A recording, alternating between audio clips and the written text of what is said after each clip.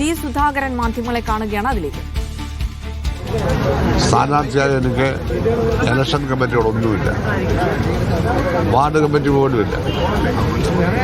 പക്ഷേ UDFന്റെ കമ്മിറ്റികളൊക്കെ അവിടെയുണ്ട്. അവരെല്ലാം അതിനുവേണ്ടി പ്രവർത്തിക്കുന്നുണ്ട്. പക്ഷേ എനിക്കായി ഞാനൊരു കമ്മിറ്റി ഉണ്ടായിരുന്നില്ല. അതുപോലെ തന്നെ ജയിച്ച് അസംബ്ലിയിൽ ചെന്നാൽ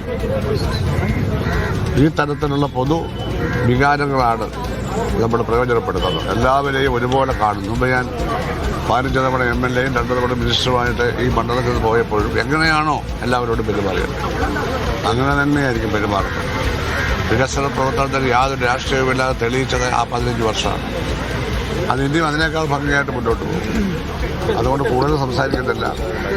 വളരെ സന്തോഷത്തോടു കൂടി ജനകീയ സ്വതന്ത്രനായ ഞാൻ UDF പിന്തുണയ്ക്കുന്ന ഞാൻ നോമിനേഷൻ കൊടുക്കാൻ റിട്ടേണിംഗ് കമ്മീഷന്റെ മുന്നിലേക്ക് പോവുകയാണ്. 12:55 നോമിനേഷൻ നൽകാൻ ആഗ്രഹിക്കുന്നു.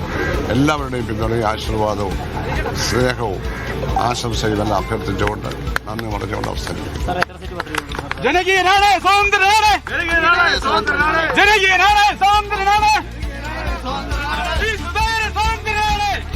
ജി സുധാകരൻ നാമനിർദ്ദേശ പത്രിക സമർപ്പണത്തിനായി നീങ്ങുകയാണ്. 12:55 നാമനിർദ്ദേശ പത്രിക സമർപ്പണം ഉണ്ടാകുമെന്നറിയുന്നുണ്ട്. അപ്പോൾ എങ്ങനെയായിരുന്നു മുൻപ് അദ്ദേഹം MLAയും മന്ത്രിയും ഒക്കെ ആയപ്പോൾ മണ്ഡലത്തെ സേവിച്ചത്, അതേ രീതിയിൽ തന്നെ കാര്യങ്ങൾ മുന്നോട്ട് പോകും. UDFന്റെ യൂണിറ്റുകളൊക്കെ തനിക്ക് വേണ്ടി പ്രവർത്തിക്കുന്നുണ്ടെന്നും വിജയപ്രതീക്ഷയുണ്ടെന്നുമുള്ള കാര്യങ്ങൾ അദ്ദേഹം മാധ്യമപ്രവർത്തകർ